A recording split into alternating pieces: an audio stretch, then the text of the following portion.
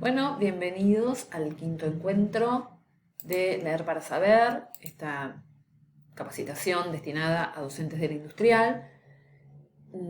Primero vamos a recordar esto de cómo funciona el andamiaje de la lectura y la escritura, sobre todo para fijar los pasos, ¿no? Recuerden que siempre, cada vez que tomamos un texto, cada vez que decidimos trabajar un texto, lo vamos a deconstruir, ¿sí? Es decir, lo vamos a desarmar. Cuál es su propósito, qué etapas obligatorias tiene que tener sí o sí ese texto para llegar a ese propósito, qué fases optativas van a aparecer en la realización de ese texto que elegimos. Es decir, este método tiene como esa contra, digamos, que es, bueno, cada texto que vayamos a trabajar lo tenemos que analizar porque los textos tienen estructuras diferentes y se van realizando de maneras diferentes y nosotros como docentes tenemos que estar avisados de eso, ¿no? Bien, entonces, esa es la deconstrucción, desarmar el texto, ¿sí? Conjuntamente, lo vamos a leer primero todos juntos, después en pequeños grupos, después a medida que vayamos avanzando ya los podemos dejar a los estudiantes solos, ¿sí? Luego de la deconstrucción vamos a decidir, ¿sí?, elaborar un texto a partir de esos textos modelo que analizamos. Bueno, en esa construcción vamos a diseñar el texto con las etapas y los pasos, ¿sí?, y las fases que vimos en el texto que deconstruimos antes. Primero lo vamos a hacer de manera conjunta, otra vez, después en pequeños grupos y a medida que avancemos en el año individualmente. Y por último, vamos a elaborar un texto entre todos, en pequeños grupos, por ejemplo, ¿sí? Y después lo que vamos a hacer es editar ese texto, es decir, lo vamos a corregir de acuerdo con este diseño que hayamos establecido antes con los estudiantes. Todos estos pasos siempre implican negociar el campo. ¿Qué quiere decir esto? Bueno, establecer, en qué materia estamos, para qué estamos haciendo lo que hacemos, qué necesitamos saber sobre eso que vamos a leer y demás. Y esto implica siempre traer a colación el contexto. Es decir, que nunca leemos como a partir de la nada, no es que tomamos un texto y lo empezamos a leer sin más. No, siempre hacemos este trabajo de acercamiento para encontrar el sentido de ese texto, el sentido de ese texto en nuestra disciplina, el sentido de ese texto para el autor que lo escribió con un determinado propósito y demás. Bien, hoy nos vamos a centrar en otra familia de géneros de las que proponen en la escuela de Sydney, cuyo propósito es informar, ¿sí? Y nos vamos a centrar en aquellos géneros que tienen etapas, que están ordenados por etapas en el tiempo, que son las crónicas, y que en general aparecen típicamente en historia. Bien, dentro de las crónicas aparecen los relatos autobiográficos, cuando lo que hace esa crónica es centrarse en los hechos destacados de mi vida. Pueden aparecer en forma de relatos biográficos, cuando lo que se destacan, ¿sí?, son los eventos de una vida, las etapas de una vida, o puede ser que estén centrados ya en etapas de la historia, y en ese caso, sí, el eje es básicamente temporal, estamos ante un relato histórico, y si es causal, es decir, si se registran los eventos históricos, pero además se explican, ¿sí?, se explica por qué sucedieron esos eventos, estamos ante un relato histórico explicativo. Bien, entonces, ahora vamos a ejemplificar, ¿sí?, el género relato histórico centrado en el eje temporal, cuya finalidad es relatar eventos históricos, ¿sí? Y en general va a aparecer, en general no, siempre va a aparecer con estas etapas, siempre va a haber antecedentes y después van a aparecer registros de eventos. Bien, entonces, antes de empezar a leer cualquier texto, lo que hacemos es preparar al lector para ese texto que vamos a leer, para avisarle con qué cosas se va a encontrar en ese texto. Entonces, así se lo contamos en un lenguaje bien sencillo y decimos, bueno, el texto que vamos a leer ahora habla del cruce de los Andes. ¿Escucharon alguna vez hablar de San Martín, que cruzó los Andes y demás? Bien, el ejército de los Andes tardó cerca de 20 días, allá por 1817, cuando empezaba 1817, en cruzar la cordillera. Mientras la cruzaban, San Martín lo que hizo fue mandar noticias falsas para confundir al enemigo. El 12 de febrero, en la batalla de Chacabuco, derrotan San Martín y el ejército derrotan a los realistas, que era el enemigo, y nombran a O'Higgins director supremo de Chile. Después hay otra batalla, la de Maipú, que también gana el ejército de los Andes, y con ese triunfo Chile logra independizarse de España, ¿sí? Logra ser independiente. Bueno, y ahora sí, este es el texto, ¿sí? Está en Historia 3 de la editorial Mandioca. Este es el texto, ustedes pueden detener el video para leerlo, como ven es un texto súper breve, nada, porque con el fin de poder trabajarlo acá en un videito corto, ¿sí? Pueden leerlo y fíjense que dice casi lo mismo que yo dije en la preparación de la lectura. Entonces lo pueden detener, leerlo.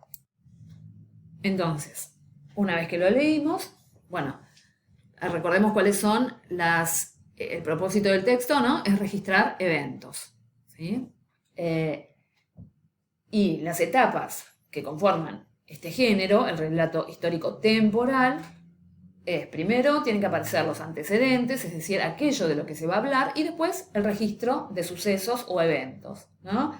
Bien, fíjense que acá el título es Cruce de los Andes, y eso ya opera como un antecedente, es decir, ¿de qué va a hablar el texto?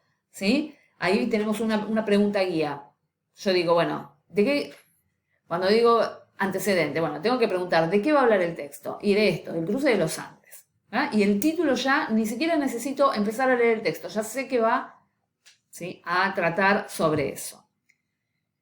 Y después lo que pasa a hacerse es a registrar los eventos. Entonces, les podemos comentar a los chicos, bueno, fíjense, en este tipo de relatos, ¿sí?, que lo que les interesa es destacar, bueno, qué eventos sucedieron en el tiempo.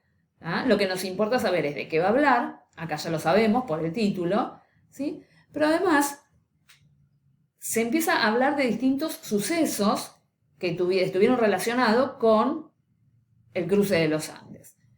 ¿Cómo se indica en este texto cada evento? ¿Cómo nos damos cuenta de que se está introduciendo un evento diferente? Bueno, y ahí lo que está marcando, ¿sí?, los eventos históricos son las fechas. Entonces aparece a comienzos de 1817, después el 12 de febrero de 1817, después el 5 de abril de 1818.